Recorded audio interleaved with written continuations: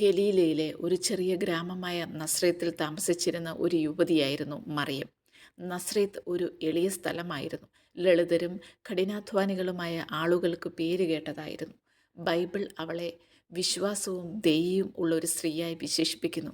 ദൈവത്തിൻ്റെ നിയമങ്ങളും പാരമ്പര്യങ്ങളും പിന്തുടർന്ന യഹൂദ സമൂഹത്തിൽപ്പെട്ടതായിരുന്നു മറിയയുടെ കുടുംബം. ദൈവത്തെക്കുറിച്ചും അവൻ്റെ വാഗ്ദാനങ്ങളെക്കുറിച്ചും മാതാപിതാക്കളിൽ നിന്ന് പഠിച്ചുകൊണ്ട് സ്നേഹമുള്ളൊരു കുടുംബത്തിലാണ് അവൾ വളർന്നത്. ലൂക്കോസിൻ്റെ സുവിശേഷം 1-ാം അധ്യായം 26-27 മറിയ ദാവീദിൻ്റെ വംശജനായ യോസഫുമായി വിവാഹനിശ്ചയം ചെയ്യപ്പെട്ട കന്യകയായിരുന്നു എന്ന് നമ്മോട് പറയുന്നു. വിശുദ്ധിയും വിശ്വസ്തതയും വിലമതിക്കുന്ന ഒരു സംസ്കാരത്തിൽ അവൾ മുഴുകിയിരുന്നു എന്ന് ഇത് കാണിക്കുന്നു. നസ്രേത്ത് എല്ലാവർക്കും പരസ്പരം അറിയാവുന്ന ഒരു പട്ടണമായിരുന്നു. ജീവിതം പലപ്പോഴും ലളിതവും എളിമയുള്ളതും ആയിരുന്നു. ഇതൊക്കെയാണെങ്കിലും മറിയയുടെ ജീവിതം ദൈവത്തിൻ്റെ പദ്ധതിയിലുള്ള പ്രത്യാശയും വിശ്വാസവും കൊണ്ട് നിറഞ്ഞിരുന്നു. യഹൂദ വിശ്വാസത്തിൽ വേരൂന്നിയ മതപരമായ ഉത്സവങ്ങളും പ്രാർത്ഥനകളും ആചാരങ്ങളും ആചരിച്ചിരുന്ന ഒരു സമൂഹത്തിൻ്റെ ഭാഗമായിരുന്നു അവൾ.